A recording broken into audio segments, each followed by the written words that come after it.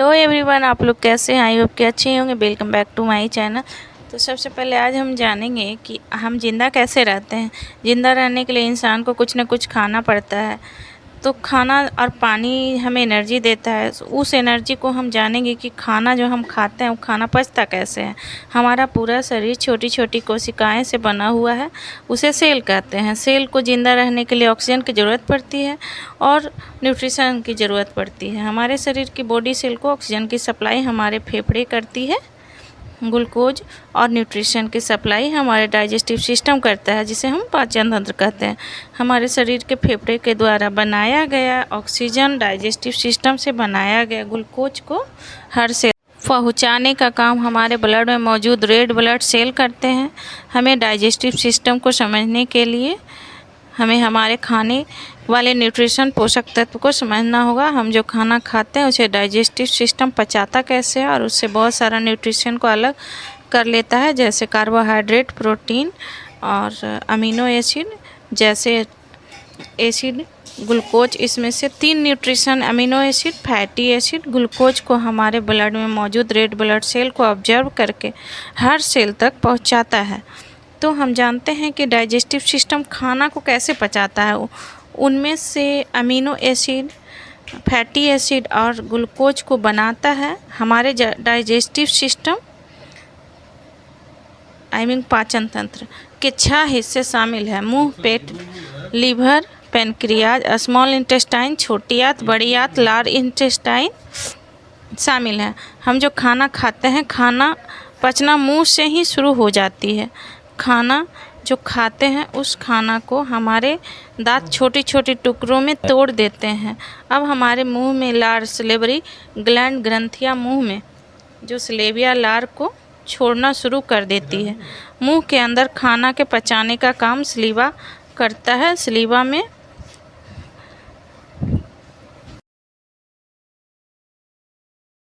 में 3 एंजाइम पाए जाते हैं, लाइजोम, टाइलिन और म्यूकस। लाइसोजाम हमारे द्वारा खाए गए खाना में मौजूद बैक्टीरिया को मारने का काम करती है।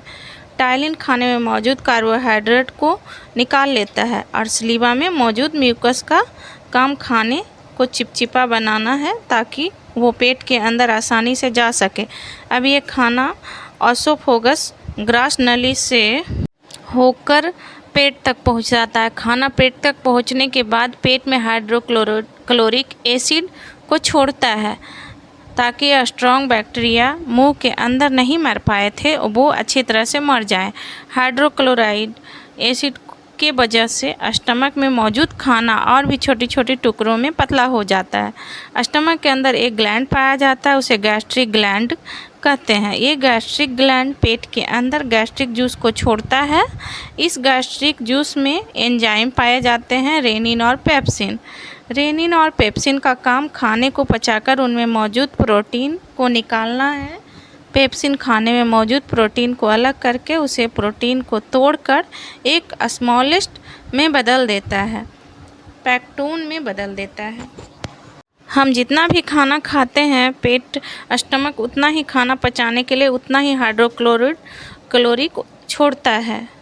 इसलिए कोई इंसान हद से ज़्यादा खाना खा लेता है तब स्टमक में ज़्यादा हाइड्रोक्लोरिक एसिड रिलीज हो जाने के कारण खाना एसिडिक हो जाता है और गैस बनाने लगता है, तब इसे हम एसिडिटिक कहते हैं। एसिडिटिक से छुटकारा दिलाने के लिए डॉक्टर हाइड्रोक्साइड देते हैं। हम जो इनो देते हैं हाइड्रोक्साइड ही होता है। मैग्नीशियम हाइड्रोक्साइड क्षारीय प्रकृति का होता है। हम सब ये जानते हैं कि अम्ल क्षार आपस में मिलकर निष्क्रिय हो जाते हैं, इसलिए इनो पीने के तुरंत बाद एसिडिटी ठीक हो जाता है। स्टमक को खाना 4 घंटे तक रखता है। 4 घंटे के बाद स्टमक से अधपचा खाना निकालकर स्मॉल इंटेस्टाइन छोटी आंत में पहुंचती है। स्मॉल इंटेस्टाइन लगभग 7 मीटर लंबा होता है। स्मॉल इंटेस्टाइन में खाना पहुंचने के बाद लीवर, जिसमें बाइल जूस छोड़ता है। लीवर द्वारा बाइल जूस क्षारीय प्रकृति का होता है। छोटी आंत अम्लीय खाना को नहीं पचा पाता, इसलिए स्टमक को हाइड्रोक्लोरिक एसिड के कारण अम्लीय बना हुआ खाना बाइल जूस मिक्स होने के कारण निष्क्रिय हो जाता है।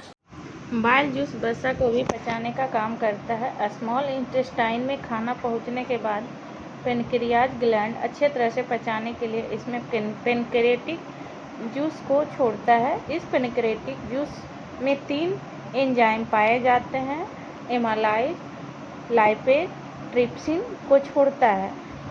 लिप्सिन बाइल जूस वसा को भी पचाने का काम करता है।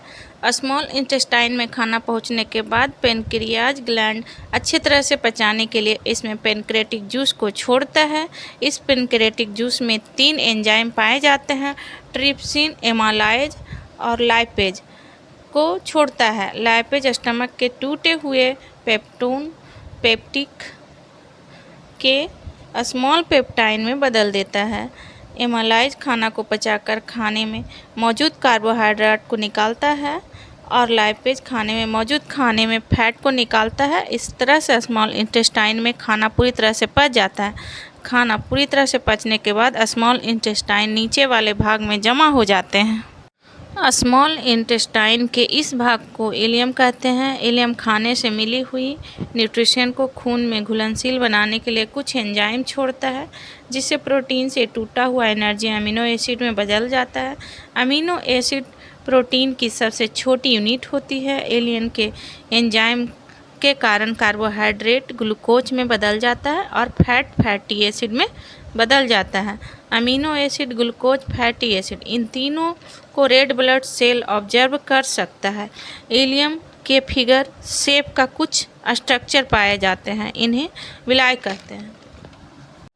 इन विलाई के अंदर ब्लड वेसलेज बहुत पतली खून की नली होती है। जब इलियम में अमीनो एसिड, ग्लूकोज और फैटी एसिड बन जाते हैं तो फिर विलाई द्वारा इन्हें ऑब्जर्व करके ब्लड में भेज दिया जाता है। जब ब्लड में मौजूद रेड ब्लड सेल न्यूट्रिशन की बॉडी सेल तक पहुंचाने देते हैं। खाने में मौजूद मिनरल्स, खनिज पदार्थों को स्मॉल इंटेस्टाइन को तोड़ने की ज़रूरत नहीं पड़ती, इन्हें विलाई द्वारा डायरेक्ट ऑब्जर्व कर लिया जाता है। हमारे डाइजेस्टिव सिस्टम को प्रोटीन को पचाने में सबसे ज़्यादा मेहनत करना पड़ता है। पहले प्रोटीन को तोड़कर पेप्टिन बनाना पड़ता है, फिर पेप्टोन को तोड़कर पेप्टाइन और फिर लास्ट में पेप्टाइन को तोड़कर अमीनो एसिड बनाना पड़ता है। तब जाकर इस अवशोषण छोटी आंत द्वारा हो पाता है। स्मॉल इंटेस्टाइन में पूरी तरह से बचने के लिए ऑब्जर्व होने के बाद क्या हुआ, खाना पहुंचता है लार्ज इंटेस्टाइन मतलब बड़ी आंत में। स्मॉल इंटेस्टाइन में खाना पूरी तरह से पच तो जाता है, पर उसमें अभी भी पानी मौजूद रहता है। लार्ज इंटेस्टाइन का काम बचे हुए खाने को वेस्ट में से पानी को सोखना है। लार्ज इंटेस्टाइन खाने को वेस्ट में से पानी को ऑब्जर्व करके ब्लड में मिक्स कर देता है। अब वेस्ट मटेरियल रेक्टम में जाकर इकट्ठा हो जाता है। रेक्टम में जाकर एनस के द्वारा बाहर निकल जाता है। हमारे शरीर के मुंह से खाने तक एनस से निकलने तक की वीडियो है। तो वीडियो अच्छा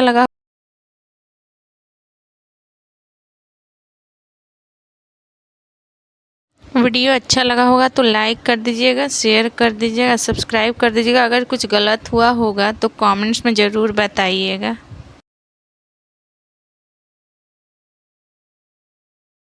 बाय बाय, सी यू दोस्तों, फिर मिलते हैं नेक्स्ट वीडियो में।